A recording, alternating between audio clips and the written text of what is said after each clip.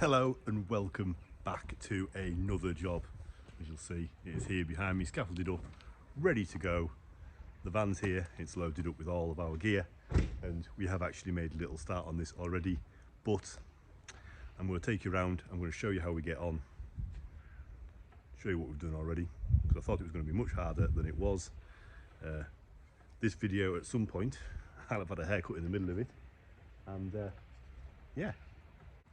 So this house is getting 8 Jinko 430 watt panels mounted in landscape, 2 rows of 4 on the roof, and a 3.68 kilowatt Libbi with 15 kilowatt hours of storage, all going on here. So it's even going to be finished off in solar skirt, but let me spin you around and I will take you and show you what we've done so far. If you come in through the front door, we have our consumer unit under the stairs, and you will now notice we have a 2.5 and a Cat 5. This is actually from Doncaster Cables. It is Earthshoer, and we now have a hole up into the ceiling where they disappear.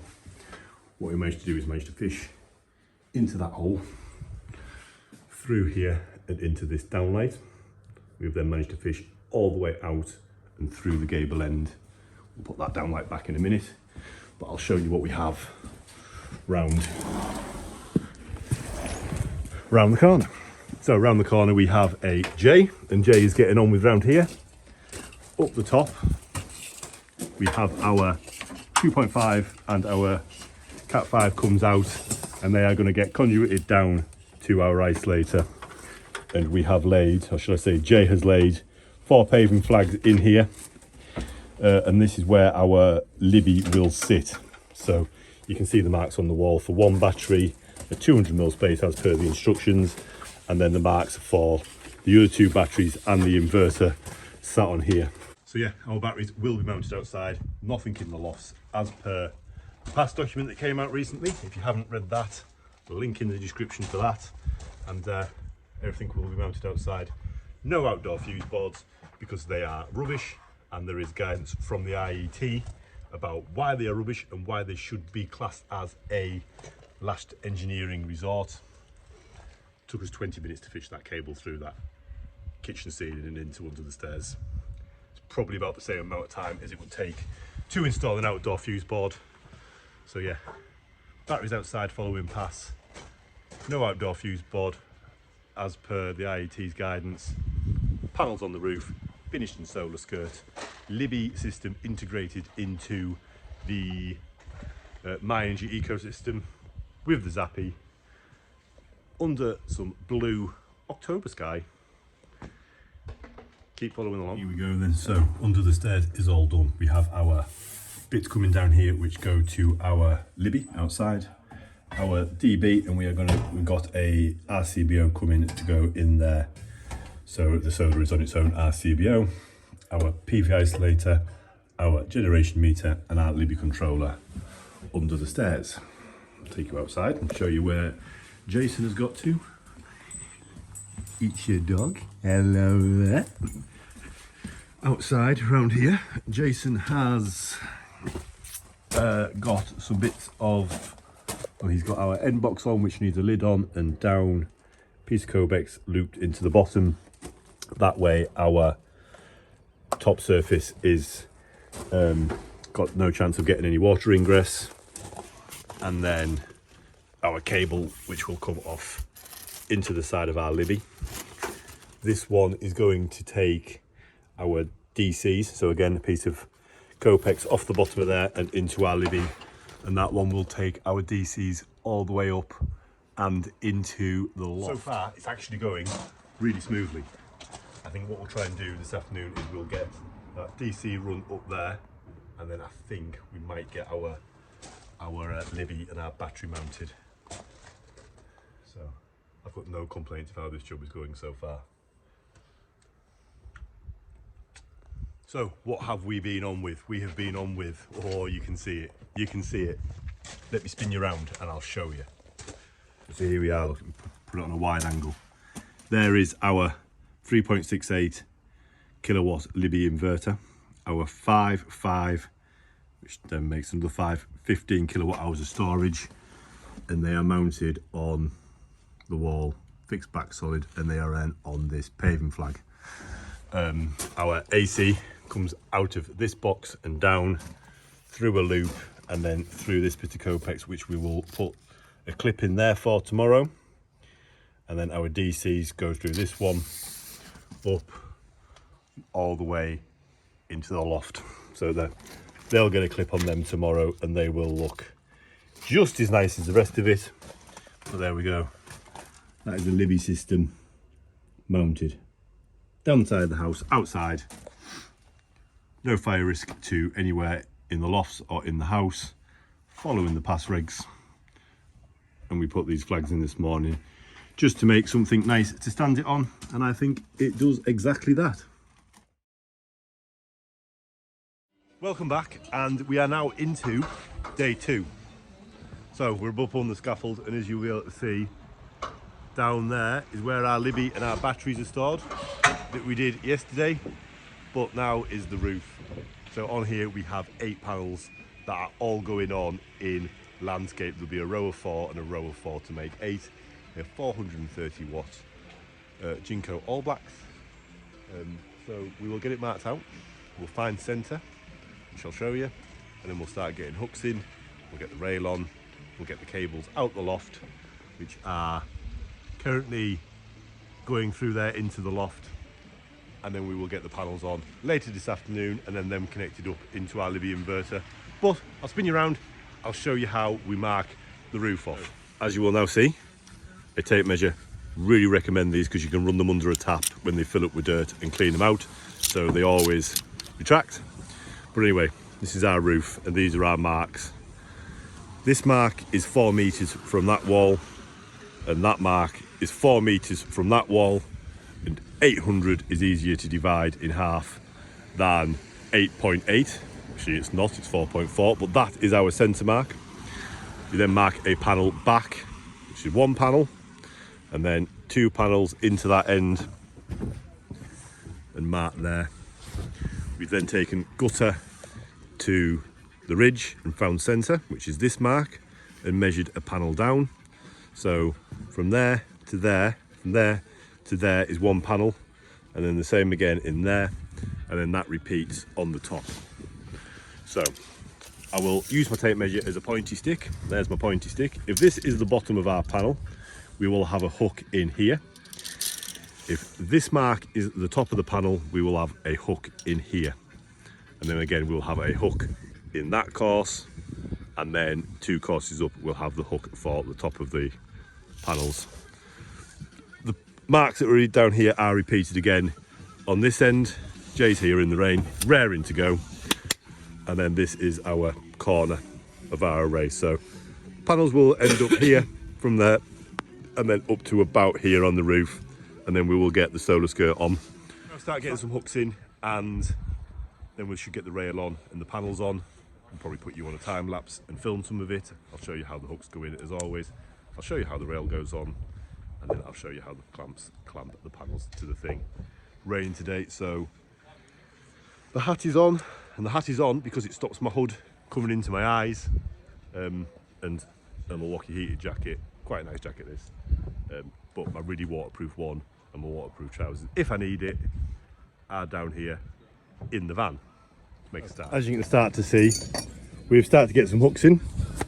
So we need to be a maximum of 300 from the end of our panel to our first hook, and then a maximum of 1.2. So that is 1.2, that is 1.2.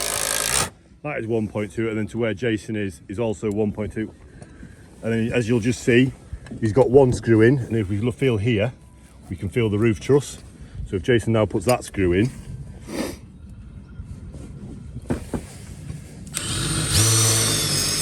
and you then get 2 fixings solidly into the roof truss. So as you can start to see, that's how the roof hooks go in. Obviously then Jason will start to slide the tiles in, and we have to torque up. Now manufacturers say 15 Newton meters on these for Van der Valk. So these are my last 2. And as you'll notice, these 2 are actually only 600 apart, whereas them ones are 1200. Remember at that end of the rain, I was talking about how we had to have a maximum of 300 mil. Well, from there to that hook is more than 300. It's about 700. Hence, we have an extra hook in to take the end of the array and stop this one bouncing in the wind. So now that these roof hooks are in and they are torqued and fixed down, we can then look to the back of our tile. And as you'll see, here we have all these ribs.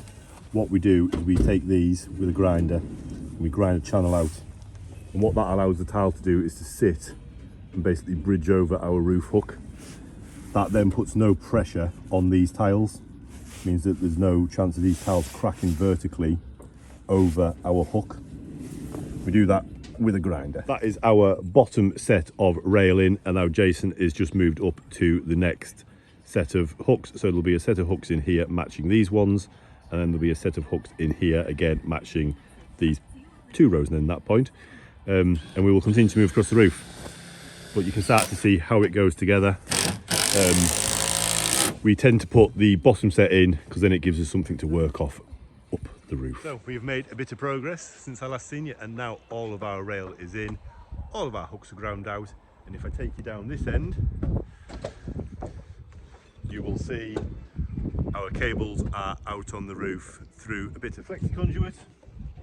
So our cables then, come out of here, and all of our tiles are ground out round our brackets. So I'll show you one of them, like so. So all the tiles are sat back down. We did have one tile breakage that was already broken on the roof, which was there, and then I broke them two tiles, so we've put some new tiles in there, as any good installer should do. And now this is ready for some MC4 plugs on the end of our DC cables and our 8 panels on here this afternoon. Progress report. We've got 4 panels on, and there's 4 more here. Jason is now, just to say, starting to get the next 4 off the van and up the ladder. So I'm going to have to put you down and help him. Yeah, halfway with the panels. So there we have our first 6 panels on, and then we have 2 more. Jason's currently got hold of one of them to go in here, but first we need to put some MC4 plugs on. So that is a female plug and it is a positive. So you use a MC4 crimp, and you can see there, look, we have crimped over cables onto it, and then it's quite hard to do one-handed, but you will, in fact, you then slide that into there until it clicks, and then you do up the back of the lock nut, and then you will do the same for our male end, which is here. And then we can plug the last 2 panels on and then plug it all together, test our strings, and then this roof will be complete. We will then have our ends of rail to cut off and then solar skirt in the morning. So far the roof has gone nice and easy. All the panels are of the same height, there is no steps, no nothing in them. They've ended up bang on our marks that we made this morning for our centre and ends. Get them on, get them tested, get them connected and generating, and then tomorrow we can get the solar skirt on and this job all buttoned up, and the little bits of snagging like our warning labels, our schematics, our shutdown startup procedures, but that's all for later on. I will show you that when we get to it. But now these 2 panels, and then this roof will be generating and done. There we go. So rails are now cut off. There is 20 mil poking back past the clip, which will cover tomorrow with our solar skirt. The centre mark from this morning has washed off, but that is centre. All on. Looking very nice. So we were not putting end caps on these because it will cover with solar skirt. Obviously, if we weren't having solar skirt, we would then put the VDV or Van der Valk end cap on the end of the rail. That is it. 8 panels, nice and square with the gutter, nice and square with the ridge, and centered up between these 2, I think they're called verge parapet walls. If that's not what they're called, it's what they're called now. We will now be able to come back, get the solar skirt on, which is out for delivery tomorrow, and then put that round. But now we are going to go downstairs. We're going to use the Seawood PV150 string array tester for testing panels, give these a test, make sure that the irradiance matches our short circuit current to our standard test conditions off the data sheets. I can explain that in another video if you really want. And that we have no IR errors. And then we can plug them in and we can get them generating, and we'll see what they generate under this rather cloudy, miserable looking sky. There we have it. There is our 8 panels up on the roof, and they are connected up, tested and generating even under a bit of cloudy sky. I think we're doing about 400 to 500 watts. I'm just going to finish off a cup of tea, and then we can have a tidy up and we can get some of the labelling done. And then that just leaves us with the solar skirt for tomorrow. Yeah, so this house now has 3.68 kilowatt inverter. I believe it works out around about 3.3 kilowatts of panels, 15 kilowatt hours of storage. It is all My Energy, which then means it integrates nicely with the My Energy charger that is down the side of the house. That is another house complete. Just solar skirt and final bits of labelling for tomorrow. Welcome to day 3 and the final day, and you will see Jason has made a start on creme de la creme of bird protection. So I'm going to spin you around and I'm going to show you how that fits, because there's a lot of people that do it wrong and it rattles in the wind. So solar skirt comes in 1.2 metre lengths, and then also pre-cut corners to make the ends, and it goes on with these clips. So it's a single, double, single, double, and as you'll see here, this piece runs all the way through the back to the end, and this piece runs all the way through the front to here. It's really important on solar skirt that you get that full overlap here, because that is what gives it the rigidity at the joints, is where it double overlaps and is clamped here. So we will continue to get this on all the way around, so across the front edge and up the sides and across the top, and then this is all done. Down there is our inverter, our isolator and our battery storage. That has all been labelled up this morning. It is just the solar skirt to go, which Jay is on with, and then we are all done. If the weather holds and plays nice, we will be able to get the drone up, get some nice pictures and a bit of video. But yeah, all done and dusted. But once the solar skirt is on, look how nice it looks. And then people that say it doesn't work on these tiles are talking nonsense. It works on all tiles. Pan tiles, flat tiles, slate, solar skirt works on it, and it just looks amazing. I'll show you it when it's finished. There you go, look, from the ground you can see how good it actually does look. It really does take your eye off this big gap, which now Jason stood in front of. But yeah, it looks more on roof now rather than in roof, and as you can see, it also does work up the sides and takes the eye off the gap and stops the pigeons. So best product on the solar market in my opinion. So the way we get up to the top of our panels is we tend to use a ladder and what is called a big softy. So it's like a big round cushion that goes onto the top of the ladder, and we can then put the ladder up and over the panels and it causes no damage to the panels. I believe they were actually invented by a roofer for working on slate, but that means we get safe access to do this top edge. Otherwise you end up sat up right at the top with a risk of falling over the other side of the ridge. But that is the solar skirt on the front edge now, and most of the way up this side we just have across the top to do and down here, and then that will be all solar skirted up. Yep, that will mark the install complete, and then I'll be able to fly the drone and get you some beautiful drone shots of the roof all completed. Thank you for tuning in. If you think you would like an install for your house, do please get in touch. All of our contact details, emails, phone numbers are in the description below. We do travel nationally from the very top of Scotland down to the very tippy toppy bottom of Land's End, and we can do something like this for you.